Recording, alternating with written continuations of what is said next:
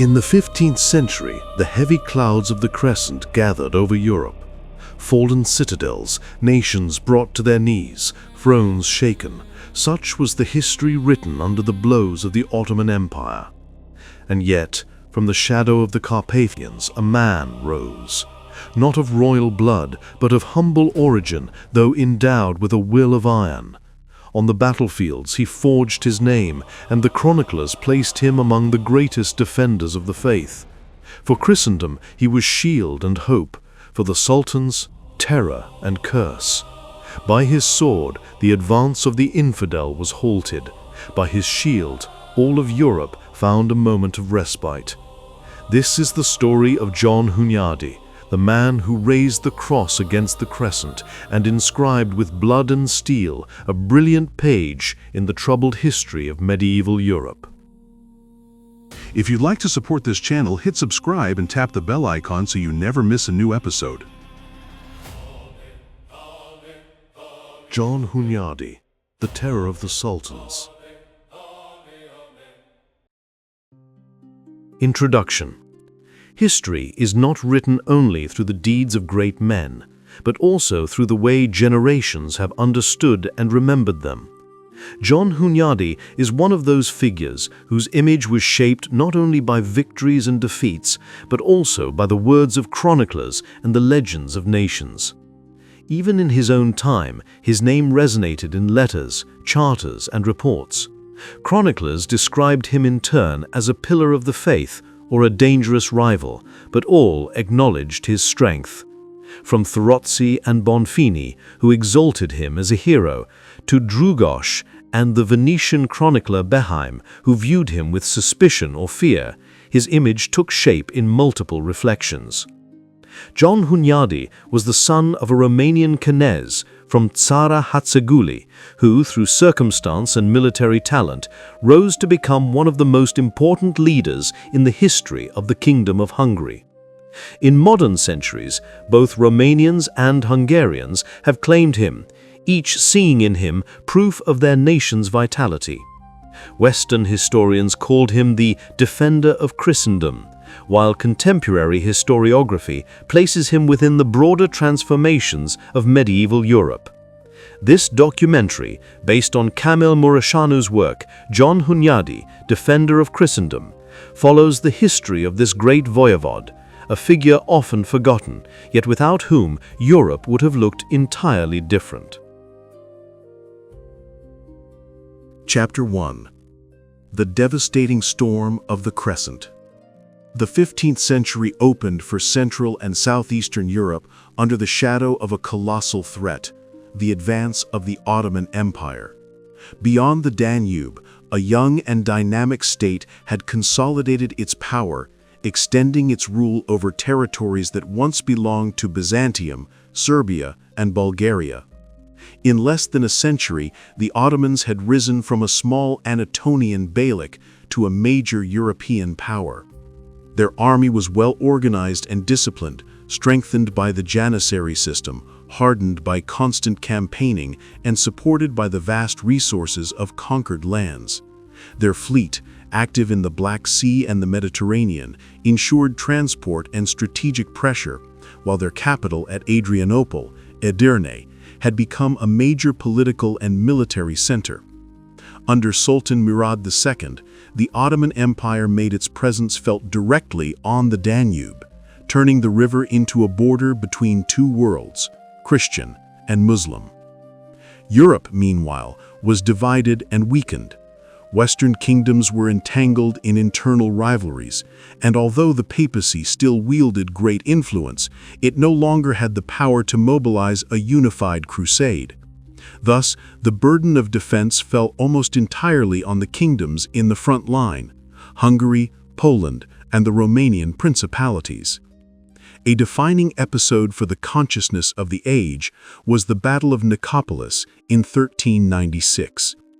Organized as a crusade under King Sigismund of Luxembourg, it gathered Western knights, French and Burgundian nobles, yet lack of unity and the arrogance of the Western cavalry led to disaster. The heavy cavalry, thrown into battle without coordination, was crushed by the Ottomans, who maneuvered with flexibility and skill. The defeat was so devastating that for decades Western Europe feared any new expedition to the Danube. For the Ottomans, however, it confirmed their military superiority and opened the path to further conquests. After Nicopolis, the Turkish advance did not stop. Serbia, once a powerful kingdom, was reduced to vassalage. The Bulgarian Tsardom had already been absorbed, and pressure shifted north toward the Romanian lands and Hungary. Ottoman raids became nearly annual, devastating settlements, taking captives, and testing the defenses of Danubian fortresses. Murad II, and later his son Mehmed, future conqueror of Constantinople, transformed the empire into an almost unstoppable force.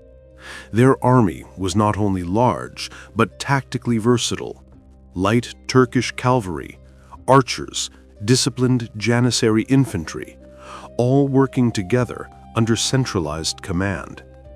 Unlike Christian realms, where aristocrats held military autonomy, the Ottomans had built a coherent force ready to obey the Sultan's orders.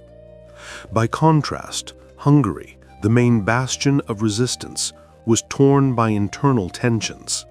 Nobles defended their privileges, while the monarchy sought balance between powerful magnates and the need for effective defense.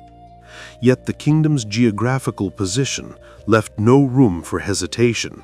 Hungary was the first major European power, standing in the path of the Crescent. The strategic situation of Europe in the first half of the 15th century was dire.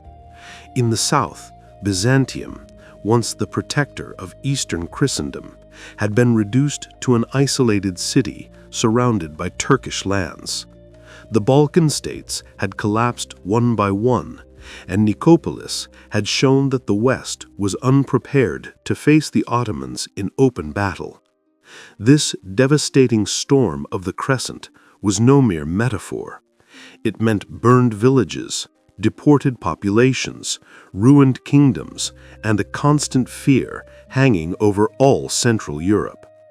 From this whirlpool of danger, the figure of John Hunyadi would rise decades later, impossible to understand without the backdrop of his age. He was not an isolated hero, but history's response to a colossal threat. If the Ottoman Empire was the force threatening to reshape the continent, then a figure capable of confronting it was needed. Hunyadi would become that figure.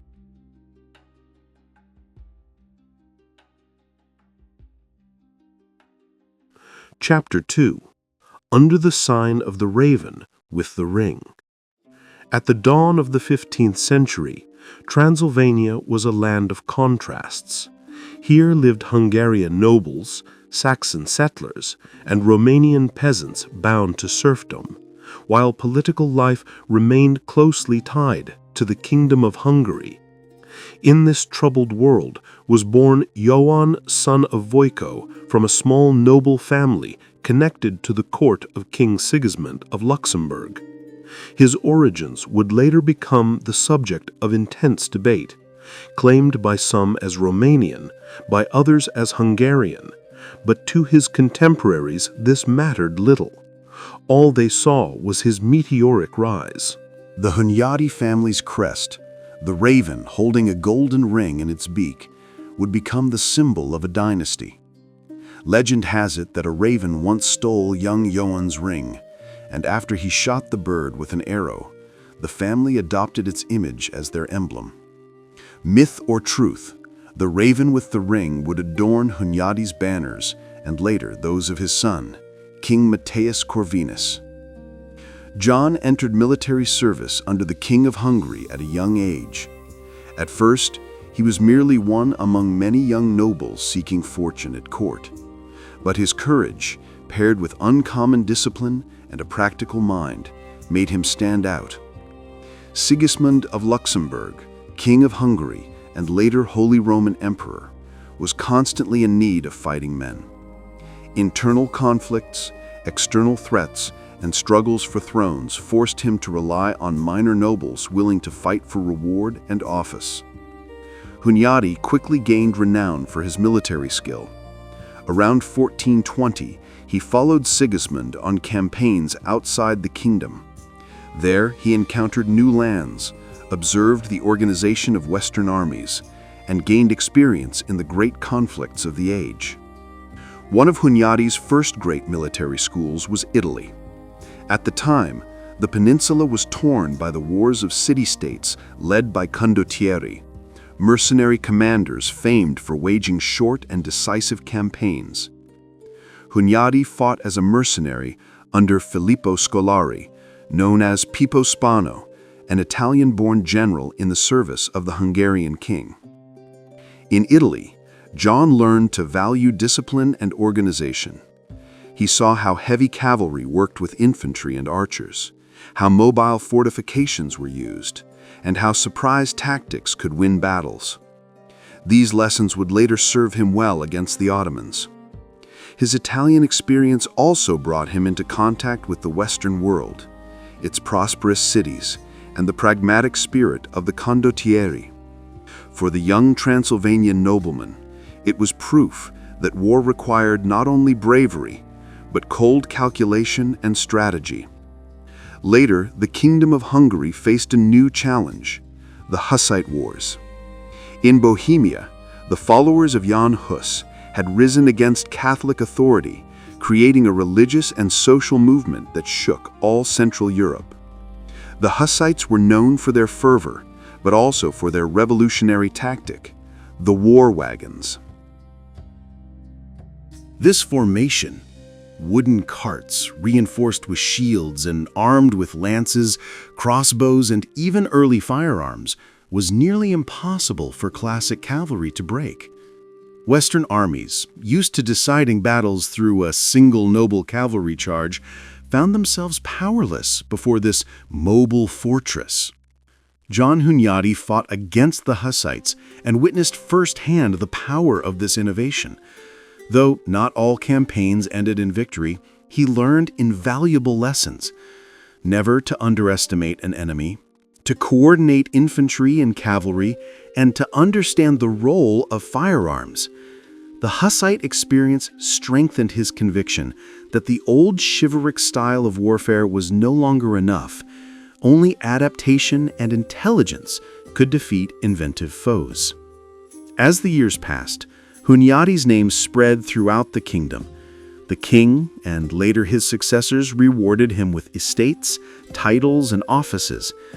John came to organize the defense of Danubian fortresses, led punitive expeditions against Ottoman pashas, and proved capable not only of fighting, but also of governing.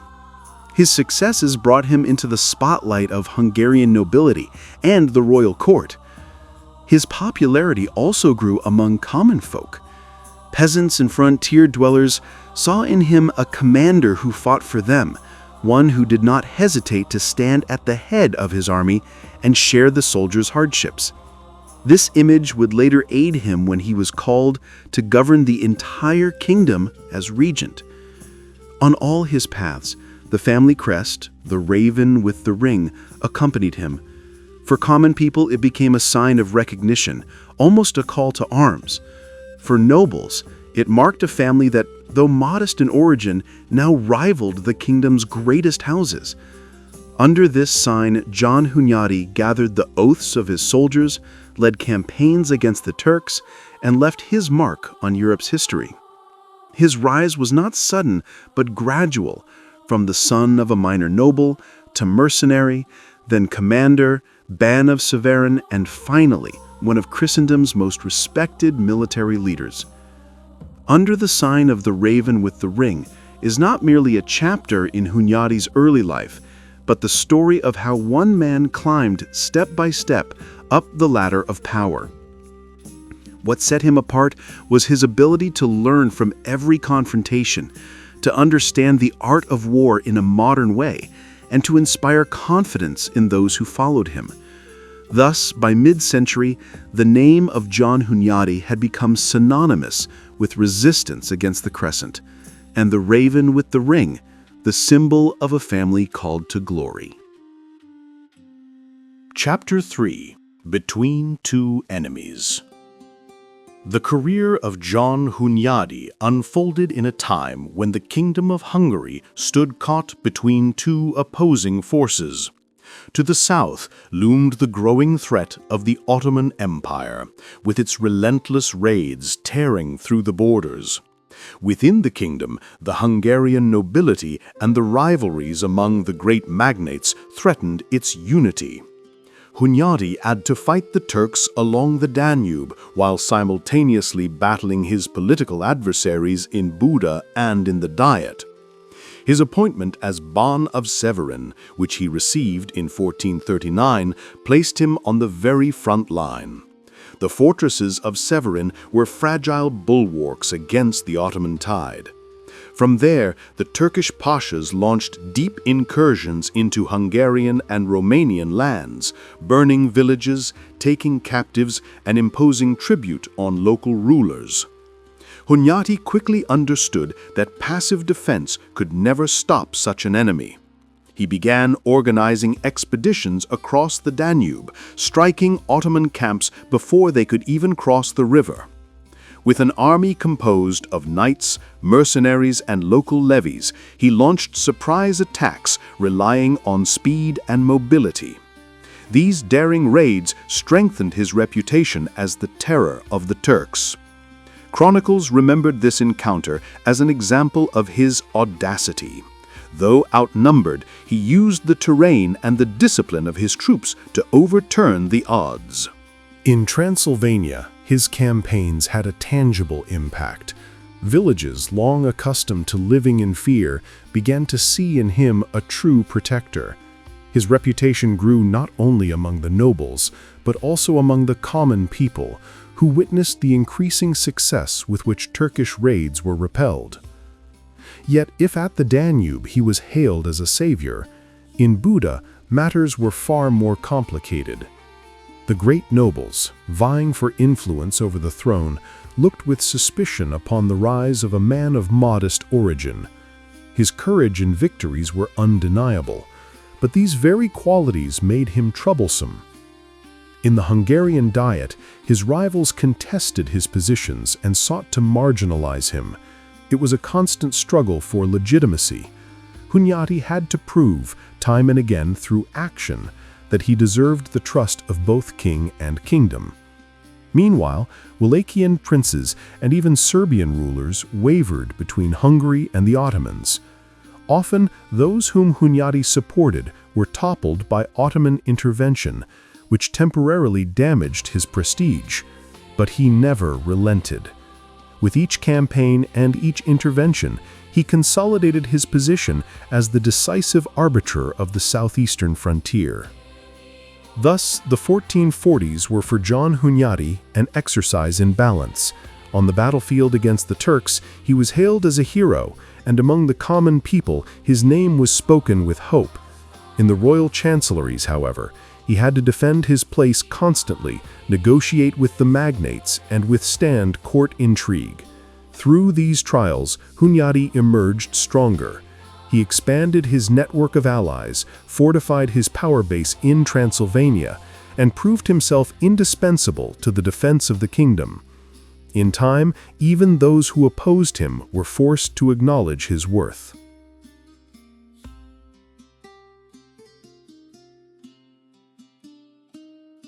Chapter 4: In Transylvania and Wallachia. The death of King Sigismund of Luxembourg in 1437 opened a turbulent chapter for the Kingdom of Hungary. He was succeeded first by Albert of Habsburg, then by his widow, Elizabeth of Luxembourg, who governed in the name of their minor son, Ladislaus the Posthumous. The kingdom, deprived of firm leadership, was pressured on all sides. The nobility fought for influence, and to the south, the Ottomans intensified their incursions. In this context, the rise of John Hunyadi accelerated. Hunyadi's reputation, earned through campaigns in Italy, the Hussite Wars, and the battles along the Danube, marked him as one of the most capable commanders of his time. In 1441, Elizabeth of Luxembourg and the royal chancellery appointed him voivode of Transylvania together with Nicholas Wallachia. That same year, he received the title of Count of Timișoara, making him the military governor of the kingdom's most crucial southern fortress. These posts placed him at the center of the struggle against the Ottomans. Transylvania was the northern bulwark, Timișoara the strategic key to controlling the Banat and the routes leading to the Danube. In just a few years, Hunyadi would prove that he was not merely a warrior, but a leader capable of organizing the kingdom's entire defense. His appointment as voivode was far from ceremonial. In that same year, 1441, Hunyadi was called to confront an Ottoman expedition led by the Pasha of Semendere. Near Hermannstadt, Hunyadi defeated the invaders, proving that the kingdom's armies could still repel Turkish attacks. The following year, 1442, brought decisive confrontations. In March, at Maros Sentimbru near Alba, Hunyadi was ambushed by an Ottoman army led by Mezid Bey. Initially defeated, he retreated, regrouped his forces, and only days later took his revenge at Jula Fehervar, Alba Iulia. In July, the Ottomans sent a new and much stronger army under the command of Sahabadin, the experienced Beylerbey of Rumelia.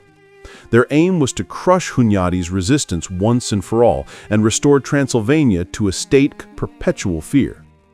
The Ottoman army numbered tens of thousands: Spahi cavalry, Anatolian infantry, and auxiliary Balkan troops. In contrast, Hunyadi commanded a much smaller force, drawn from the Transylvanian nobility, mercenaries, and Romanian and Saxon levies. Rather than risk a pitched battle where Ottoman numbers would be overwhelming, Hunyadi chose the terrain. He awaited the enemy in a narrow gorge along the Danube, known as the Iron Gates, Vaskapu. Here, between rock and river, the Ottomans could not deploy their cavalry, and their numerical advantage meant little. Hunyadi's plan was to strike swiftly and decisively. He positioned his men on the heights, barricaded the passes, and prepared his cavalry for successive charges. When the Ottomans entered the gorge, they were attacked from every side. Arrows and spears rained down from the cliffs, while Hunyadi's cavalry struck head-on, preventing them from forming proper ranks. The battle was brutal. The Ottomans, struggling to break through, became trapped in the pass, and Hunyadi exploited the chaos. Drawing on lessons from the Hussite Wars, he coordinated his troops masterfully, alternating cavalry assaults with infantry resistance and blocking every attempt at an orderly retreat. In the end, the Ottoman army was annihilated. Beylerbey Sahabeddin was captured and taken prisoner, a devastating blow for the Ottomans, who lost not only men, but also the prestige of a campaign meant to crush Transylvanian resistance. For Hunyadi, the victory was immense. His name spread across Europe. In Venice and Rome, diplomats wrote that a man had risen on the Danube capable of defeating the Turks. The popes saw in him a potential leader of a new crusade. Within the kingdom, his popularity reached unprecedented heights. From that moment on, chronicles referred to him as Athleta Christi, the athlete of Christ. Among the common people, he became the terror of the Turks. For the first time since the disaster at Nicopolis in 1396, Christian armies were achieving repeated victories against the Ottoman Empire. At the same time, Hunyadi involved himself decisively in Wallachian politics. The Basarab dynasty was divided, and the throne changed hands depending on external support. The Ottomans tried to install princes loyal to the Porte, while Hungary backed its own candidates. In 1442, after the victory at the Iron Gates, Hunyadi supported the enthronement of Vlad Dracul, father of Vlad the Impaler, a ruler whose loyalties shifted between Hungary and the Ottomans. His interventions south of the Carpathians sought to secure a prince friendly to Buddha and prevent Wallachia from becoming an obedient vassal of the Sultan. These campaigns were difficult, for the Ottomans reacted swiftly. Mezid Pasha, defeated in Transylvania, returned with new forces to the plains of the Alomica. There, Hunyadi faced him again, defeating him in a battle remembered in the chronicles. The victory strengthened Hunyadi not only as Hungary's defender, but also as the arbiter of Wallachia's destiny. Between 1441 and 1443, Hunyadi had to juggle two constant fronts: the defense of Transylvania and involvement in Wallachian politics. In Transylvania, he reinforced fortifications and organized the military reserves of the nobility and Saxon towns.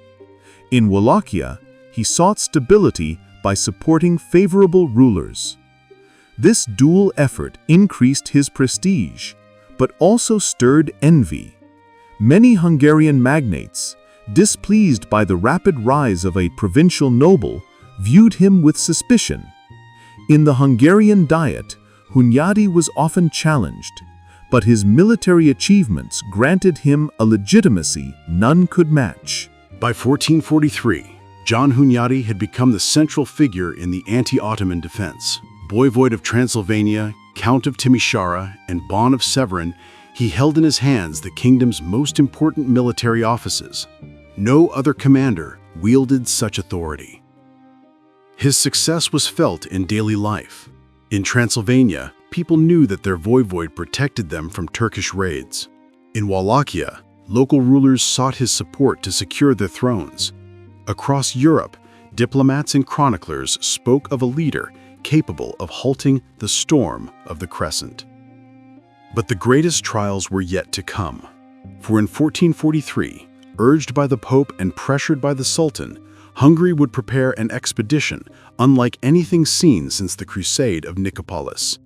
And at the head of the army, summoned by king and nobles alike, now stood John Hunyadi.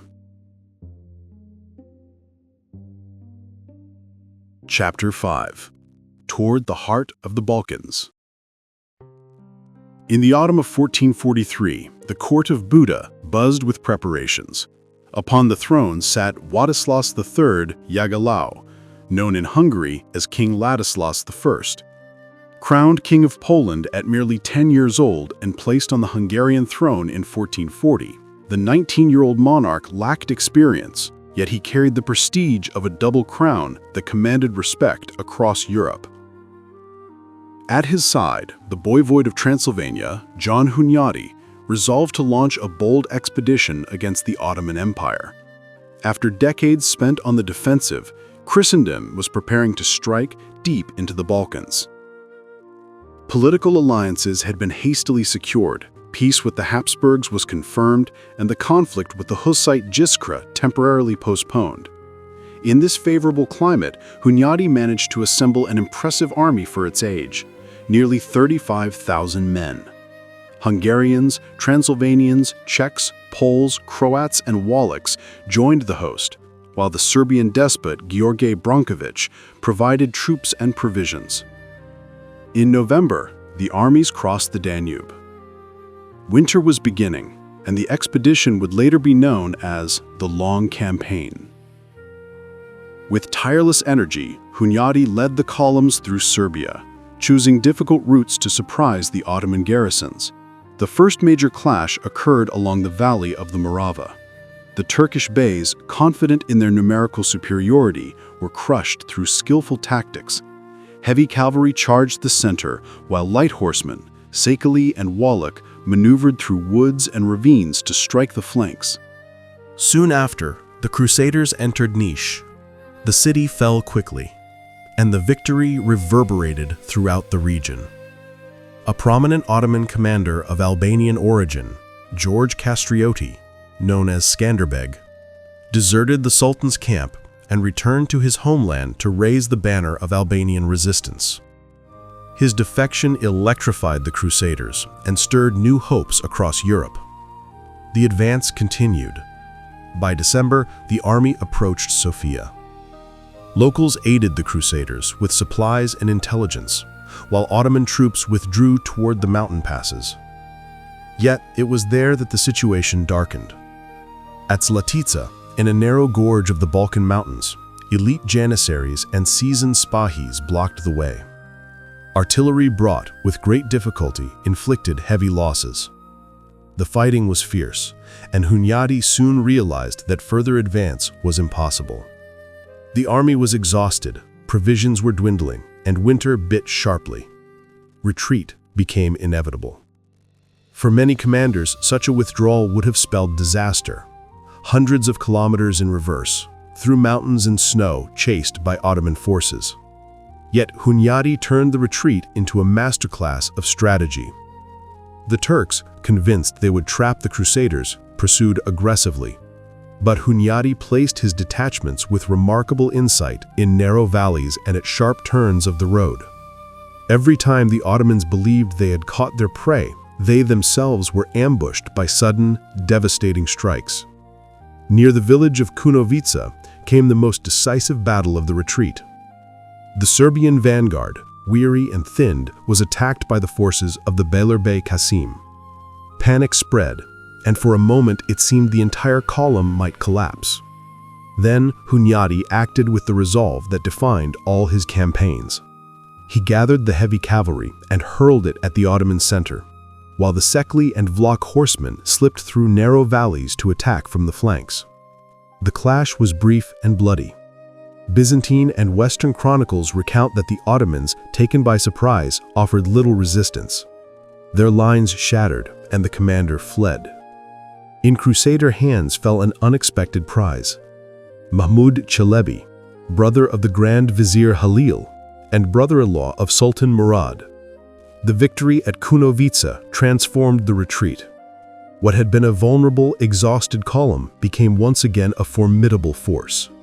The Ottoman pursuit ceased, and news of Mahmud's capture quickly reached Adrianople. The Sultan, concerned for his relative's fate, opened negotiations offering to restore Serbia and the Danubian fortresses in exchange for peace. The campaign across the Danube lasted 4 months. In that time, Hunyadi achieved what many considered impossible. He penetrated deep into the Balkans, won 7 clear victories over the Ottomans, and returned with most of his army intact. Though the territories were not permanently freed, the psychological impact was immense. All Europe learned that the Ottoman Empire could be defeated on its own soil.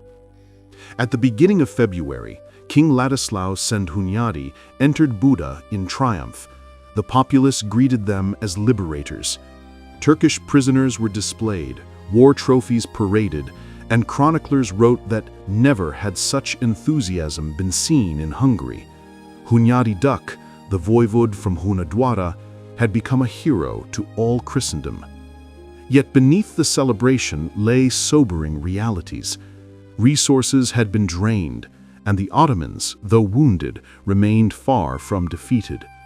Sultan Murad had temporarily abdicated in favor of his son, but Ottoman power was still immense. Still, many believed the campaign proved that a united Christian effort could bring final victory. This belief would soon lead to the ill-fated venture at Varna. For Hunyadi, the long campaign marked his consecration. He showed not only courage, but military genius, mastering terrain, combining heavy cavalry assaults with swift light horse maneuvers, and turning a perilous retreat into a succession of victories. The campaign did not permanently shift the balance of power in the Balkans, but it changed mentalities. Christians, long accustomed to viewing the Ottomans as invincible, rediscovered hope. Balkan peoples under Ottoman rule saw that resistance was not futile. Skanderbeg now raised the flag of Albania, and in Serbia and Bulgaria, talk of liberation resurfaced. Thus ended the great expedition of 1443-1444, a winter epic of snow-laden roads, battles in mountains and valleys, vast hopes and constant peril. A campaign that crowned John Hunyadi with glory and rekindled the flame of crusade in Europe. yet also one that nurtured dangerous illusions, soon to be shattered on the field of Varna. Chapter 6. The Battle of Varna, 1444. In the spring of 1444, following the triumph of the long campaign, it seemed a new age had dawned for Christendom. The crusading army had marched deep into the Balkans and returned victorious. Hunyadi's demonstration of strength had shaken the authority of the Ottoman Empire. The defeats suffered by Murad II and the capture of high-ranking officials forced the Ottomans to accept negotiations. Thus came the Peace of Sighed, signed in the summer of 1444. Its terms appeared exceptionally favorable to Hungary and its allies. Serbia was to be restored to despot Branković, with the fortresses of Smederevo and Golubac, and the armistice was to last 20 years. Many believed the war had ended and that southeastern Europe could finally breathe freely. Yet at Buda and in Rome, another plan was forming. The peace did not suit Pope Eugene IV or his legate, Cardinal Cesarini. For the Roman Curia, the moment was unique. The Ottoman Empire appeared weakened, and crusading fervor was rising. If peace were honored, the chance for a decisive offensive would be lost. Cesarini exerted all his influence, supported by Franciscan preachers and Venice's promise of a fleet in the Aegean. Under this pressure, King Ladislas and the Hungarian nobility broke the freshly signed treaty. The decision would prove fatal. Murad II, who had retired temporarily to Manisa, leaving the throne to his young son Mehmed, was called back. Within months, the Sultan commanded a vast army assembled against the new crusade. Preparations on the Christian side were hurried. The crusading army counted roughly 20,000 to 25,000 men. Hunyadi was the de facto commander, though the 20-year-old king, Ladislas, retained supreme authority. The Serbs under Branković prudently withdrew, distrustful of papal promises. Venice never sent the fleet it had pledged. The entire enterprise rested on enthusiasm, on Hunyadi's charisma, and on faith in a swift victory. In autumn, the Crusaders marched south. They crossed the Danube and advanced through Bulgaria, where locals, expecting liberation, supplied them with food and intelligence. But the march was arduous, poor roads, no naval support, and Ottoman troops gathering from every province. Meanwhile, Murad reassumed command of the empire. Soon, nearly 60,000 Ottoman soldiers stood ready to meet the Christians. On November 9, the Crusaders reached Varna, on the shores of the Black Sea. There they realized the trap into which they had stepped. Before them lay the vast Ottoman camp on the Varna plain. Behind them, the sea, with no supporting fleet. There was no escape. Battle was the only option. At dawn, on November 10th, the armies took their positions. Hunyadi arranged the Christian troops in the center, alongside King Ladislas and the heavy Hungarian cavalry. On the wings stood the Poles, Czechs, and Transylvanians, with light cavalry held in reserve. The Ottomans formed a wide crescent, janissaries and archers in the center behind palisades, flanked by Spahis and Anatolian and Rumilian cavalry. The battle opened with an Ottoman flanking maneuver. Their cavalry sought to encircle the Crusaders, but Hunyadi's wings repelled them. In the center, the janissaries loosed relentless volleys of arrows and held their ground with iron discipline behind their barricades. Chroniclers recount that for hours the Crusaders resisted bravely. Hunyadi himself led swift counterattacks, preserving order and cohesion. The turning point came from a rash decision. King Ladislas, eager for personal glory, launched a charge with his heavy cavalry against the Ottoman center. He aimed to break through the Janissary palisade at the very place where Sultan Murad stood. The maneuver was risky, contrary to Hunyadi's strategy, which demanded patience. The king's cavalry was caught in a hail of arrows and then encircled. In the chaos, Ladislas was thrown from his horse and killed.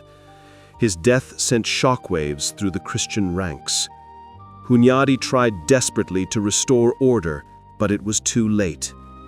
The Ottoman flanks surged back with renewed force and closed around the Crusaders. The battle descended into slaughter. Only a fraction of the army managed to flee in disorder. Hunyadi himself escaped with difficulty, attempting to shield the retreat, but the losses were immense. Cardinal Cesarini, the architect of the crusade, was killed while fleeing. Many Polish and Hungarian nobles perished on the field. Murad II looked upon the corpse of King Ladislaus and, according to chroniclers, remarked, "Who could ever rise against us after such an end?" For Europe, however, the news fell like a thunderbolt. The crusade had ended in catastrophe, and hopes of driving the Ottomans from the Balkans were shattered. The defeat at Varna profoundly altered the region's history. Throughout the Balkans, Christian peoples understood they would have to resist largely alone, without substantial help from abroad. For John Hunyadi, however, the road did not end at Varna. The disaster left him without a king and without strong allies, yet it also imparted a harsh lesson about the fragility of crusading plans. In the years that followed, he would assume the real leadership of Hungary and continue the struggle against the Turks, remaining the central figure of Eastern Europe's resistance to the Crescent. Chapter 7. At the border of the Danube. After the catastrophe at Varna, Hungary and the entire Central European region were plunged into uncertainty. King Ladislaus had fallen on the battlefield, and the crusading army had dispersed. In the Hungarian kingdom, the great noble families were now contending for influence. In this vacuum of authority, John Hunyadi rose as the central figure of resistance. He had been the commander of the 1443 campaign and of the crusade at Varna, and the popularity he had gained among soldiers and the middle nobility granted him a prestige few could challenge. In 1445, he began preparing a new campaign against the Ottomans. The objective was different. Not a deep incursion into the Balkans, but a frontier operation concentrated along the Danube line. The river was the key to the kingdom's defense, and also the route through which the Ottomans advanced northward. On the Christian side stood a western fleet sent by the Duke of Burgundy. Under the command of the knight Wallerand de Warine, the Burgundian vessels sailed up the Danube to support the offensive. The participation of the Westerners in this expedition was spectacular. The ships had come from Flanders, passed through the waters of the empire, and reached the mouths of the Danube. Accompanied by detachments of knights and archers, they brought to the region a note of Western crusade, rarely seen since the collapse of the expedition at Varna. Alongside Hunyadi stood Vlad Dracul, the ruler of Wallachia. He found himself in a highly delicate position. From the moment he ascended the Wallachian throne, he had been compelled to acknowledge the Sultan's suzerainty. Part of the tribute was regularly sent to Adrianople, and as a guarantee of his loyalty, he had sent his sons, Vlad and Radu, as hostages to the Ottoman court. Even so, the voivodate between the Carpathians and the Danube was caught between two powers. To the south, the pressure of the Porte, and to the north, the growing authority of John Hunyadi. In 1445, when Hunyadi initiated the campaign along the Danube, Vlad Dracul could not refuse his support. Any opposition would have made him suspect in the eyes of the king and the Hungarian nobility, risking direct military intervention. At the same time, joining the crusade was an act of betrayal toward the Porte, exposing him to Ottoman reprisals. Thus, his involvement was a combination of coercion and political calculation. Dracul brought supplies for the army and contributed contingents of light cavalry accustomed to rapid action on the marshy terrain along the Danube's banks. Chronicles mention that his men took part in the siege of Georgiou, being among the first to enter the fortress after the Burgundian bombards weakened the palisades. Vlad Dracul's participation, however, was cautious. He did not commit his entire military force and avoided direct confrontations with large garrisons, leaving the Hungarians and Burgundians to bear the brunt of the fighting. In this way, he could later argue before the Turks, if questioned, that his involvement had been limited and imposed by circumstances. Hunyadi's plan was for the naval operations to be coordinated with land attacks. The chosen targets were the main Turkish fortifications between Nicopolis and Silistra. These fortresses, strengthened by the Sultan after 1422, controlled the Danube crossings and served as bases for Ottoman incursions. Had they been captured, the empire's northern frontier would have been gravely weakened. In the spring of 1445, Hunyadi's army assembled near Turnu. The first blows targeted smaller strongholds, Ottoman outposts on the southern bank. Many of them were burned and abandoned by their garrisons, unable to withstand the combined attack from land and river. The Burgundian vessels, equipped with catapults brought from Flanders, struck the palisades and towers along the shore, while Hungarian and Wallachian detachments crossed the river to assault them. Nicopolis and Silistra, however, held out. Their massive walls, numerous garrisons, and well-prepared supply depots made the siege attempts doomed to failure. After several weeks of fighting, Hunyadi and his allies were forced to withdraw, leaving the fortresses intact in Ottoman hands. Even so, the most significant success occurred farther east. At Jurgin, a fortress situated directly across from the Wallachian bank, the Ottomans maintained a garrison that controlled the passage into Wallachia. The siege was difficult, but Wavrin's ships bombarded the palisades relentlessly, while Transylvanian infantry and Wallachian cavalry pressed the attack from land. The Turkish garrison gave way, and the fortress fell into Crusader hands. The raising of the Hungarian flag on the walls of Giurgiu was seen as a great triumph. For the first time in many years, an Ottoman stronghold on the Danube had been recovered. The advance continued toward Turtucaia, but here the Ottoman resistance was stronger. The Sultan's garrison, reinforced by reserves arriving from inland Bulgaria, repelled repeated attacks. The Burgundian fleet tried to enter the port, but without success. After several weeks, Wallachia de Wavrin decided to withdraw, citing lack of resources and the immense distance from Flanders. For the Western Knights, the campaign had come to an end. Hunyadi remained alone. With his troops and the limited support of Vlad Dracul, he continued harassing the Ottoman garrisons along the Danube line, but he achieved no victory comparable to that at Giurgiu. By the autumn of 1445, the campaign had gradually faded. Chapter 8. At the Height of Glory. After the Danube campaign of 1445, Central Europe appeared to enter a period of respite. Although the Ottoman Empire remained a threat, it no longer undertook major operations north of the Balkans. Venice, concerned with its commercial interests in the eastern Mediterranean, chose to make peace with Murad II. Serbia, led by despot Branković, continued paying tribute to the Porte, as did Wallachia, where Vlad Dracul constantly balanced his relations between north and south. In this context, the attention of the Hungarian nobility shifted back to internal politics. The disappearance of King Vladislas at Varna left the kingdom in an uncertain situation. Theoretically, the heir was Ladislas the Posthumous, son of Albert of Habsburg and Elizabeth of Luxembourg.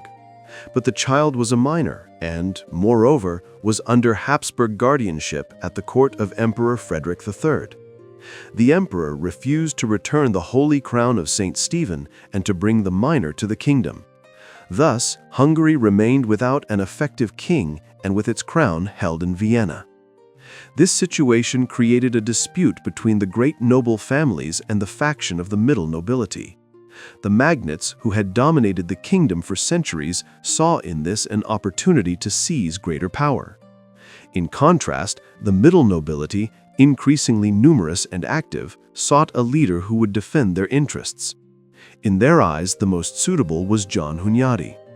His fame as a defender of Christendom, victorious in so many campaigns, gave him the necessary authority. In June 1446, at the Diet of Rakos, a historic decision was reached. The nobles, supported by the middle nobility, resolved to elect a governor to rule the kingdom until Ladislaus the Posthumous reached majority. The choice was obvious: John Hunyadi.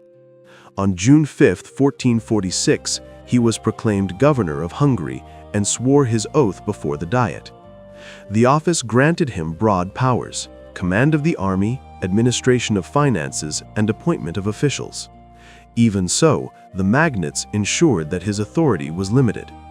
The governor could not, on his own, summon the general levy for offensive wars, and major decisions required confirmation by the Diet. Nevertheless, Hunyadi became the de facto ruler of the kingdom.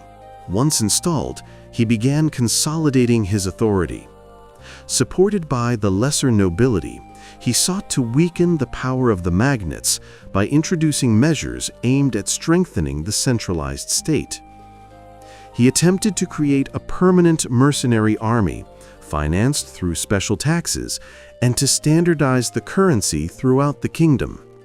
His fiscal reforms caused tensions, but they provided him with resources to defend the southern frontier. The governor's first major conflict was with the Cili family. These powerful nobles, with estates in Slovenia and Croatia, refused to fully acknowledge his authority. In 1446, Hunyadi mobilized the army and led an expedition against them. The fighting was brief, and the Cili family was forced to accept peace and submit to the kingdom. Much more serious, however, was the relationship with Emperor Frederick III.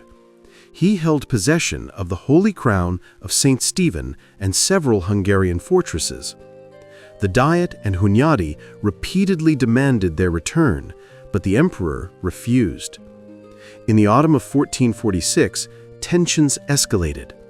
The Diet declared war on the emperor, and the Hungarian army entered Styria, Carinthia, and Carniola, devastating these territories. The campaign against the Habsburgs was not led personally by Hunyadi, but it demonstrated the kingdom's determination to defend its rights.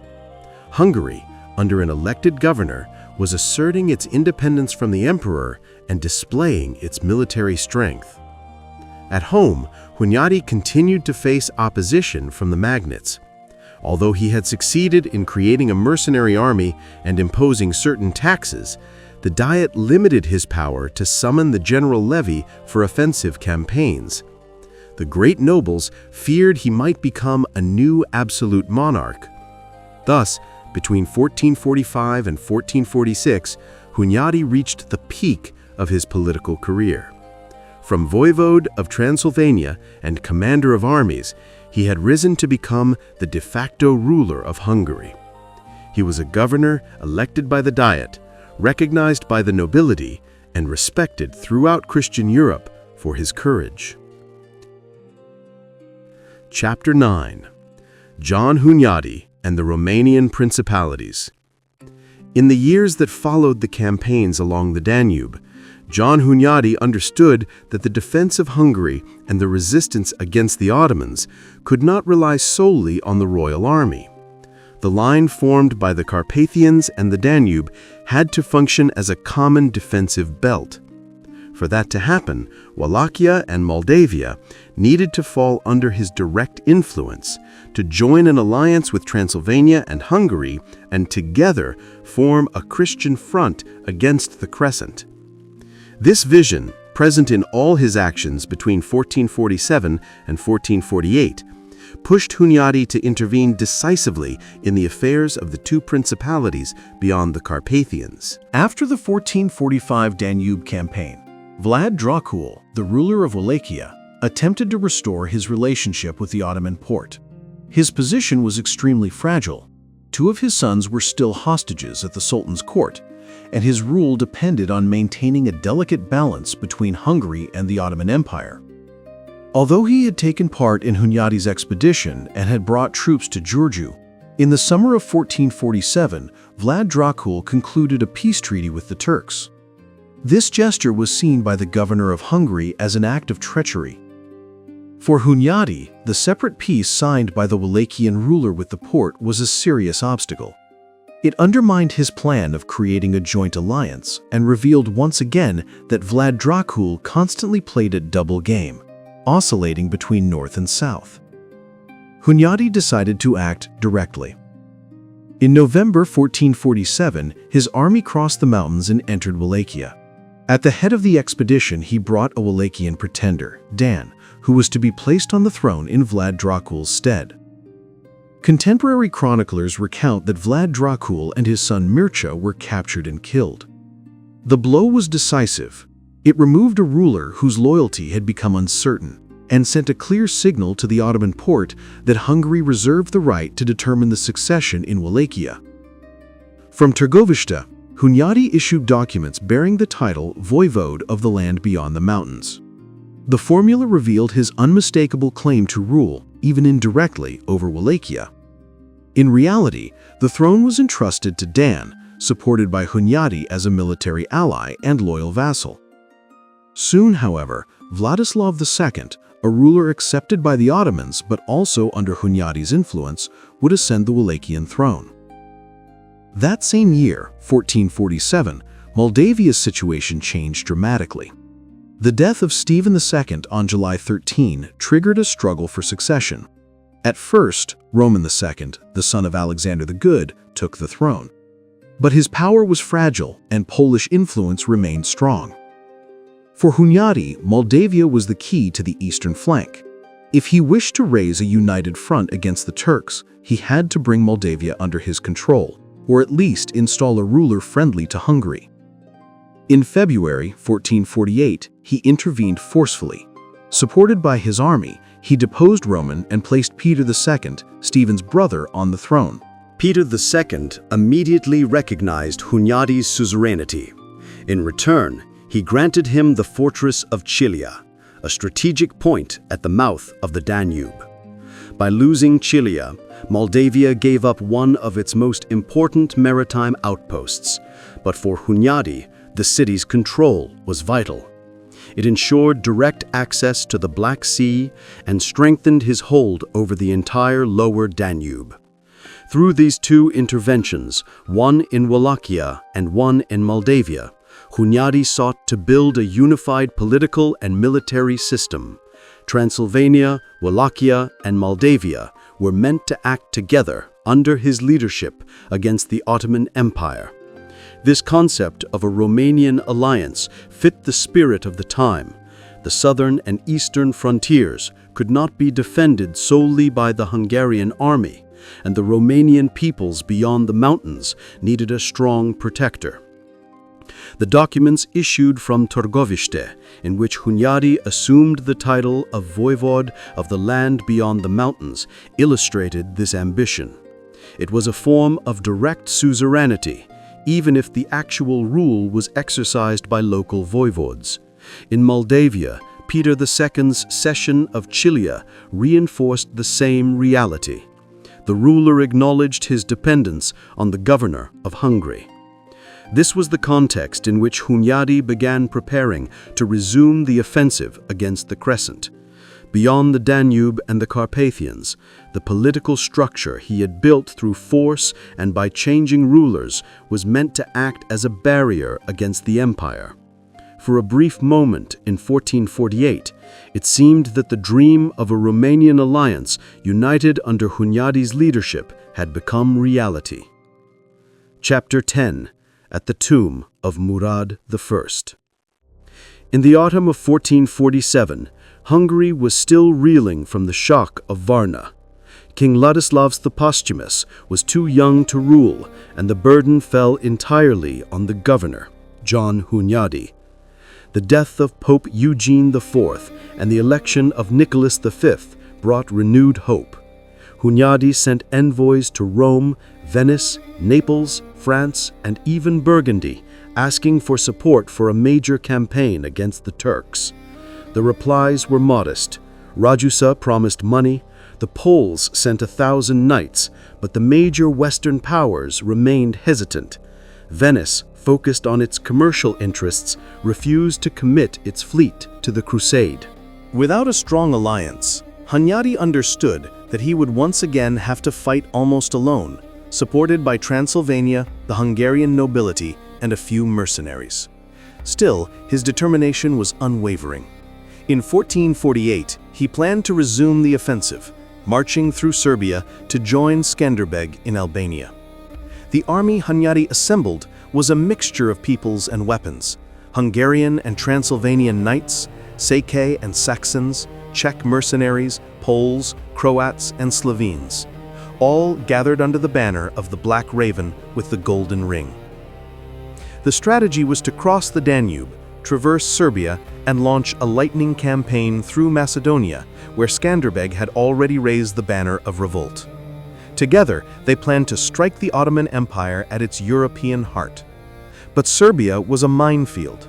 Despot George Branković, once an ally, had become a bitter adversary. Resentful that Hunyadi had taken his lands and humiliated him in negotiations, Branković now chose to play a double game. Sultan Murad, too, was well informed. His spies and Branković's betrayal gave him a clear picture of the Crusaders' plans. He gathered a massive army, estimated by chroniclers at 50,000 to 60,000 men. Disciplined janissaries, mobile artillery, Anatolian cavalry, and spahis from across Asia Minor, all summoned to jihad.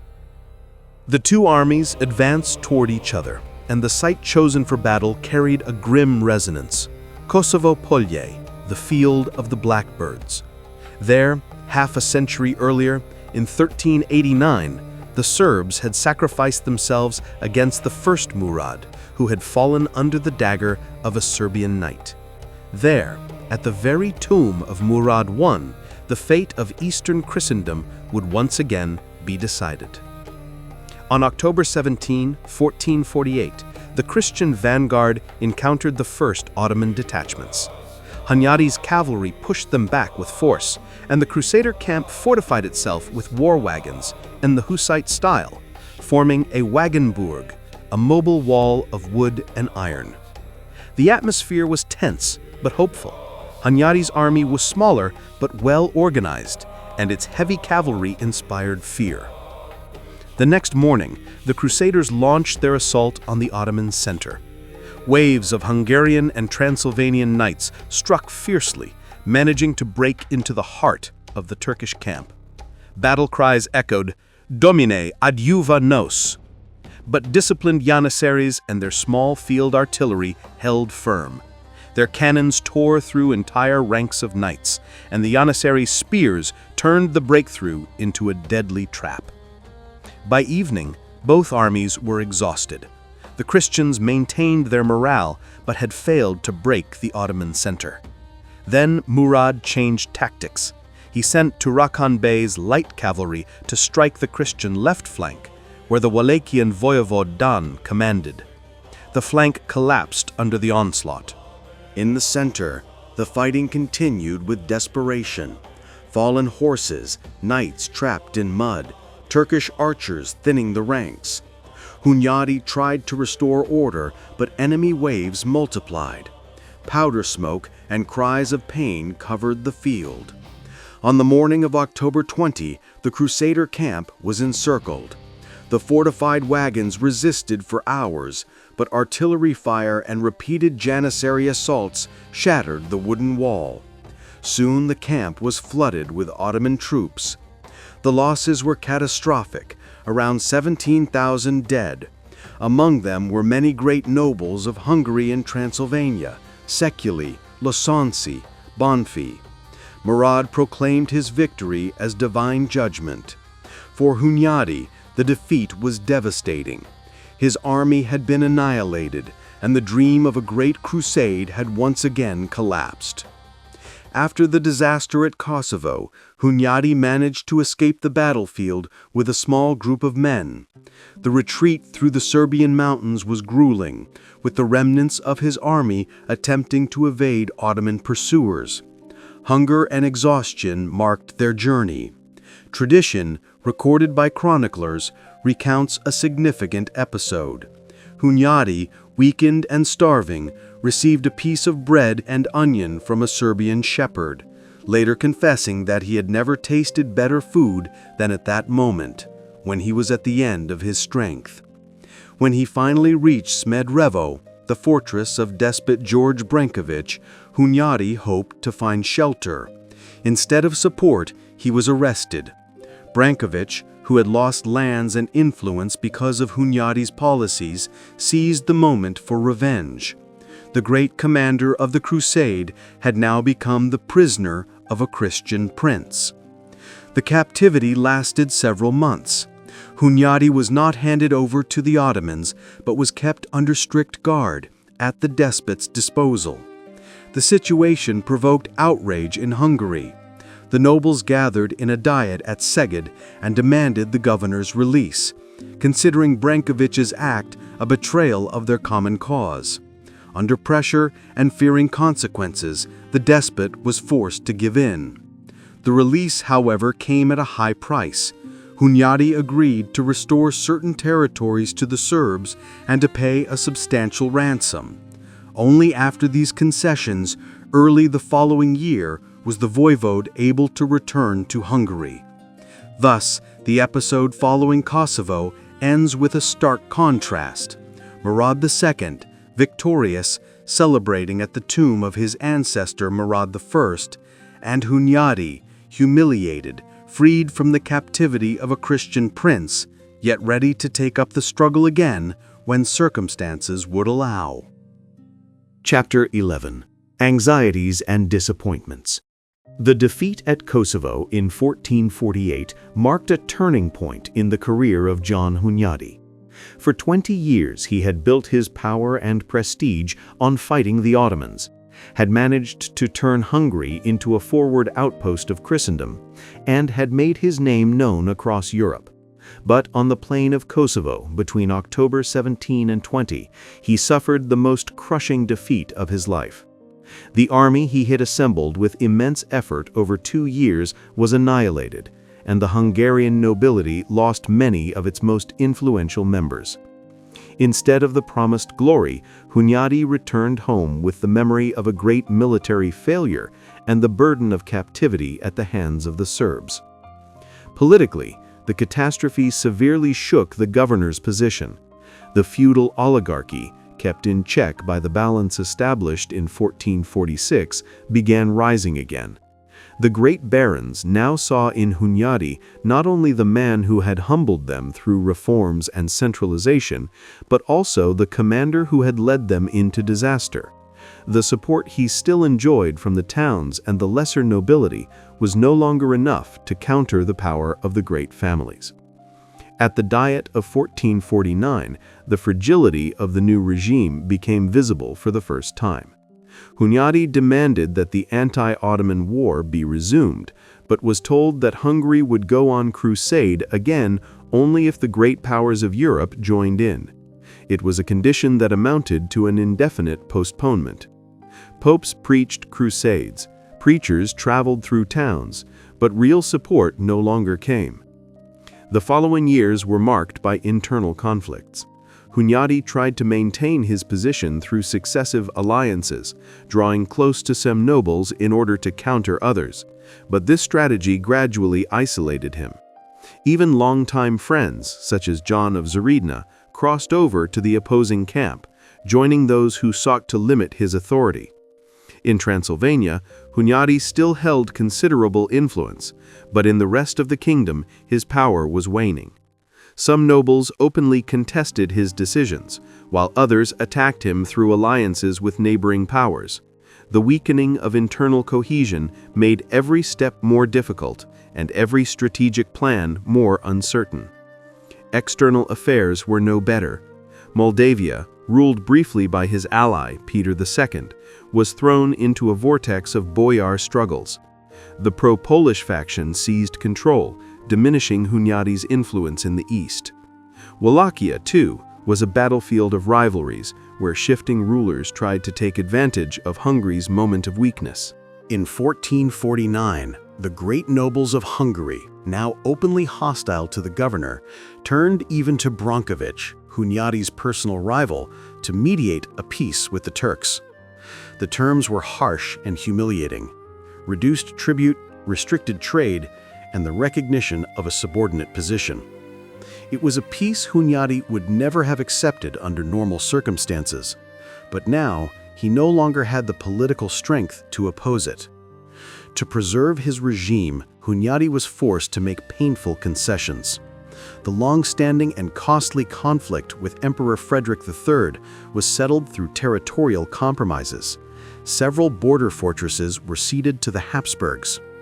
In that same year, 1451, Hunyadi sought reconciliation with the Cilje-Branković League. To cement the peace, he betrothed his younger son, Matthias, to Elizabeth of Cilje, and confirmed the old privileges and lands of the barons. He also launched a campaign against Jan Jiskra, the Czech condottiere, who controlled Slovakia with a mercenary army. But near Lucenice in 1451, Hunyadi suffered a serious defeat, betrayed by Hungarian nobles who abandoned the battlefield. It was yet another blow to his prestige, weakening his authority even further. In 1453, the international situation changed dramatically. On May 29th, Constantinople fell to Sultan Mehmed II. The last Byzantine emperor, Constantine XII Palaiologos, had asked for Western help, and Hunyadi had shown himself willing to provide it. But in the midst of Hungary's internal weakness and lack of resources, he could do nothing. The fall of Byzantium shook all of Europe. For Christians, it was an unprecedented disaster. The ancient imperial capital, the center of orthodoxy, had become the residence of a Muslim sultan. For the Ottomans, it was the ultimate triumph, the beginning of a new era. For Hunyadi, the news was another sign that the struggle could not be abandoned. But in Hungary, the nobles drew a different conclusion. They now realized that however much they disliked him, only Hunyadi could organize the kingdom's defense. In the autumn of 1453, his position as captain general of the realm was restored. After years of isolation and humiliation, he returned to the center of political life. Pope Calixtus III, who ascended the papal throne in 1455, renewed the call for a crusade. The Franciscan preacher, John of Capistrano, traveled through the cities of Central Europe, stirring popular enthusiasm. In this atmosphere, Hunyadi hoped to organize another grand campaign. But the Hungarian nobles, afraid that a new victory would make him too powerful, opposed him. At the Diet of Győr in 1455, Hunyadi offered to raise 10,000 cavalry at his own expense to fight the Turks. It was an impressive gesture, but not enough to persuade his political enemies. Exhausted by the constant resistance of the barons, that same summer he resigned from the office of Captain General, keeping only command over the Danube defenses and the administration of the Bystrica district. It was a partial but significant withdrawal. To many, it appeared to mark the end of his career. Yet even without grand titles, Hunyadi continued preparing for war. He strengthened the border fortresses and maintained constant ties with Wallachia, hoping to secure a barrier against Ottoman raids. These actions convinced the Sultan to pull back some of his forces from southwestern Serbia, fearing a counteroffensive. The years 1449 to 1455 were for John Hunyadi a time of anxieties and disappointments. The defeat at Kosovo had damaged his prestige. The great nobles had isolated him. External alliances were collapsing, and the dream of a crusade seemed lost. He was forced into heavy concessions, into accepting peace with the Turks, and into reconciliation with his rivals. And yet, this period did not mark his downfall. Even marginalized, even struck by intrigues and betrayals, Hunyadi remained indispensable to the kingdom. In moments of crisis, when the Ottoman threat rose again, everyone turned to him. He remained the man whom history would not allow to step aside. Chapter 12. Defender of Christendom. After the fall of Constantinople in 1453, Sultan Mehmed II sought a new target that would seal his glory in Europe. The choice was obvious: Belgrade. The fortress rising above the Danube, at its confluence with the Sava, was the gateway to the heart of Hungary. As long as it remained in Christian hands, the Ottoman Empire could not push deep into Central Europe. As early as 1455, rumors of the Sultan's massive preparations spread across Ragusa, Bosnia, and Serbia. Hunyadi's envoys brought alarming reports. At Uskub, enormous cannons, similar to those that had shattered Constantinople's walls, were being cast, while at Vidin, a fleet of galleys was being built to secure control of the Danube. All signs indicated that Mehmed was preparing a campaign of unprecedented scale. Goal was twofold. Militarily, he intended to conquer Belgrade and open the way into the Pannonian Plain, turning Hungary into an accessible prey. Symbolically, such a victory would confirm him as the new conqueror of Christendom, matching and surpassing the glory of his predecessors. After Constantinople, Belgrade was to be the next jewel in his crown. John Hunyadi was among the first to grasp the danger.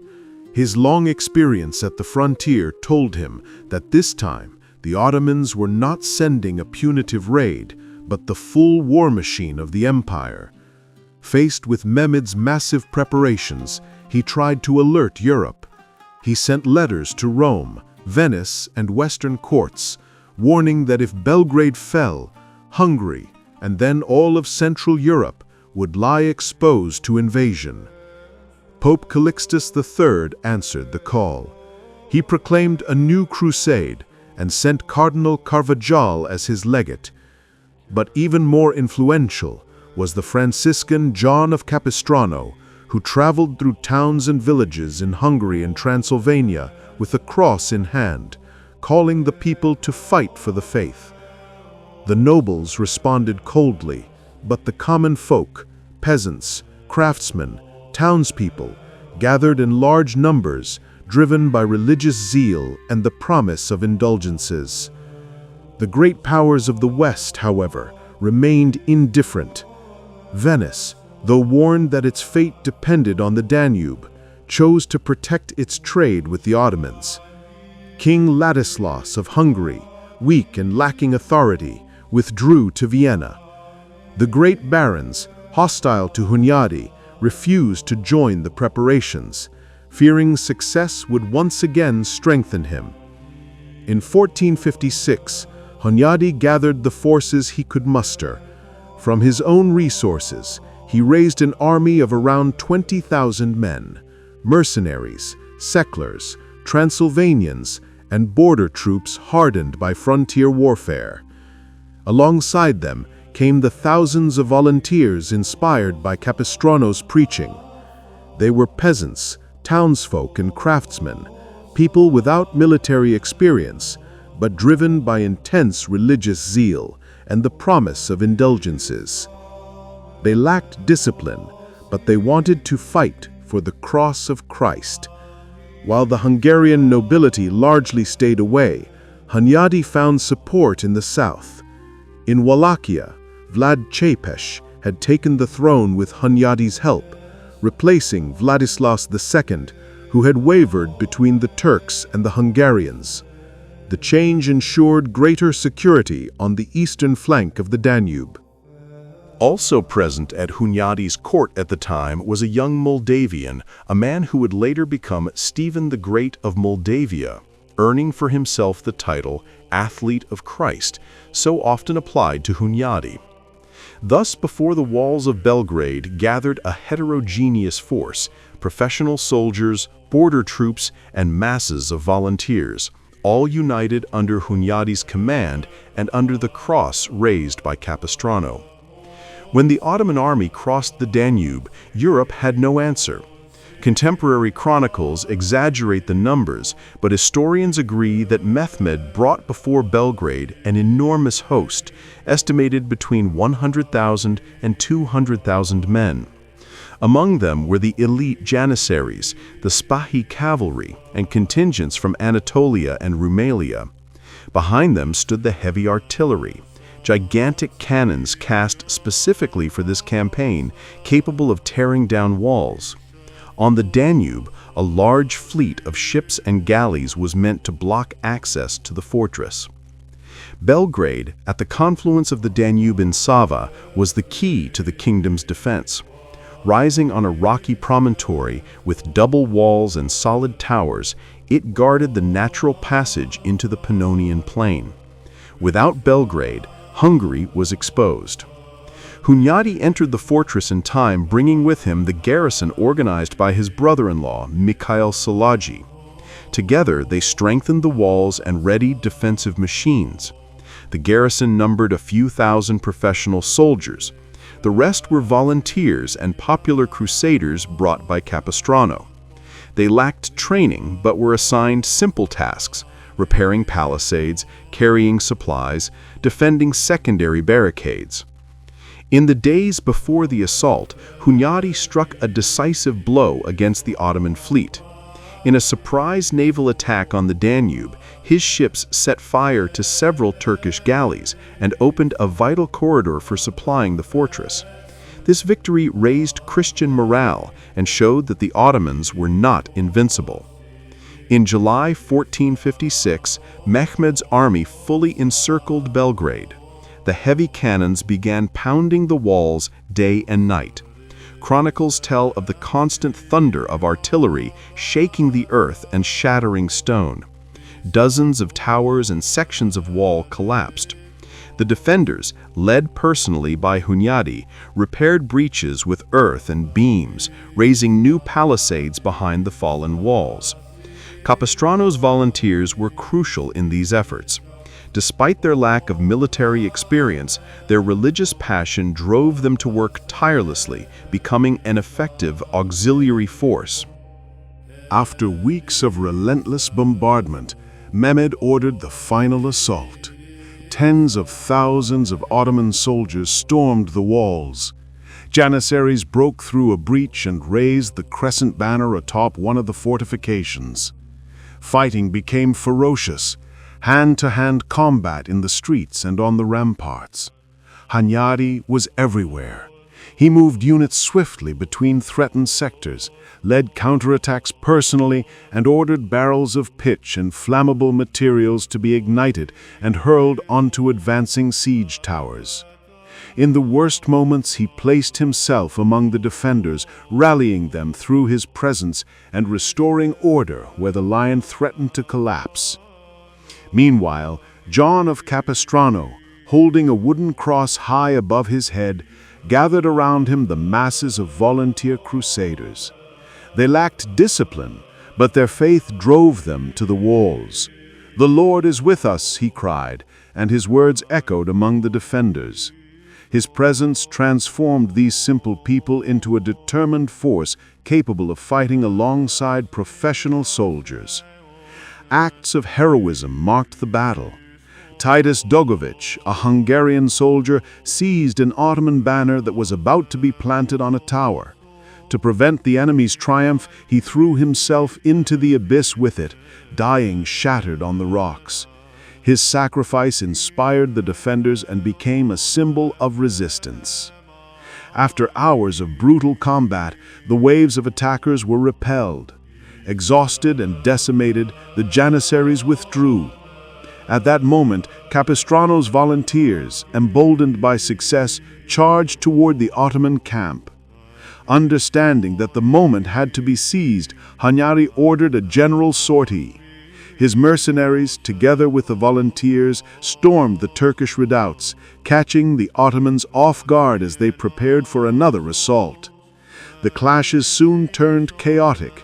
In the confusion, Sultan Mehmed II was lightly wounded by an arrow or spear, grazing his thigh. The injury was not serious, but news that the conqueror of Constantinople had been struck spread rapidly and sowed panic among the troops. The mighty Ottoman army, confident of victory, began to retreat. Mehmed ordered the camp dismantled, and the siege lifted. Belgrade remained in Christian hands, a stunning victory achieved through courage, discipline, and faith. The Ottoman withdrawal from Belgrade sent shockwaves through Europe. Pope Calixtus III received the news with deep emotion. To commemorate the triumph, he instituted the custom of ringing church bells at noon throughout the Catholic world, calling the faithful to prayer and reminding them of Belgrade's salvation. The Angelus at noon has remained a tradition ever since. Hunyadi's victory at Belgrade had been achieved under nearly impossible conditions. Capistrano became the symbol of the popular crusade, and the image of him raising his cross atop the walls spread throughout Europe. But the triumph was overshadowed by a new ordeal. A plague outbreak struck the Christian camp. Many of Capistrano's volunteers died within days, and the disease spread among the soldiers. John Hunyadi, staying among his men, fell ill as well. Despite all care, he did not recover. On August 11, 1456, just 3 weeks after his greatest victory, the voivode of Transylvania and governor of Hungary passed away. His death had a profound impact. Europe lost its most experienced commander in the war against the Ottomans, yet his passing immediately after the victory only reinforced his image as a providential hero, the man whom God had chosen to halt the advance of the Crescent and who completed his mission at the very moment of glory. For Hungary and its neighboring peoples, Hunyadi's name remains synonymous with resistance. Belgrade, saved through his sacrifice, would stand for nearly 7 decades as the bastion of Central Europe against the Ottoman Empire. Epilogue. John Hunyadi passed away on August 11, 1456, only a few weeks after the victory at Belgrade. Struck down by the plague, he died in the war camp, like a soldier. To contemporaries, his end seemed almost providential. The hero had fulfilled his mission and was called by God only after triumph. The victory over Mehmed II was more than a military success. Belgrade remained in Christian hands for another 7 decades, and the Ottoman advance towards Central Europe was halted. Pope Calixtus III named Hunyadi the Athlete of Christ, and the ringing of the noon bells was introduced in memory of this triumph. Hunyadi's entire career had been dedicated to the struggle against the Ottomans. As governor, he worked to strengthen royal authority, support the towns and the lesser nobility, protect commerce, and secure stable revenues. He built a system of fortresses along the Danube and in Transylvania, a defensive line that remained the backbone of the kingdom's security for generations. His considerable wealth, fortresses, towns, and villages, was placed in the service of sustaining a permanent army, the core of all resistance. As a military leader, Hunyadi was a commander of the highest rank. He was present on the battlefield, personally led charges, and shared the hardships of campaign life with his soldiers. He ensured their pay and provisions, and this closeness earned him their loyalty, even when the great barons opposed him. Sources compared him to Caesar or Hannibal, and chroniclers emphasized the power of his personal example. His importance reached far beyond Hungary. Under the banner of the Raven fought Hungarians, Romanians, Serbs, Czechs, Poles, Germans, Italians, and many others. Belgrade in 1456 became a symbol of Christian unity, rare in an age marked by divisions. In European memory, Hunyadi entered history as the hero who proved that the Ottomans could be defeated. Others carried on his legacy. In Wallachia, Vlad the Impaler, supported by Hunyadi in his rise to the throne, continued the frontier war with the same tenacity. In Moldavia, a few years later, Stephen the Great, once Hunyadi's protege and educated at the Transylvanian court, raised his sword against the Porte, continuing the struggle where Hunyadi had begun it. John Hunyadi was a strategist, a statesman, and a commander. He left behind fortresses, alliances, and military experience, but above all, the example of a life devoted to the defense of Christendom. He never wore a crown, yet his name stands beside those of the great kings and emperors of his age. For the peoples of this part of Europe, he remains the providential figure of the 15th century, the man who stood in the path of the Crescent and left a legacy difficult for any generation to match.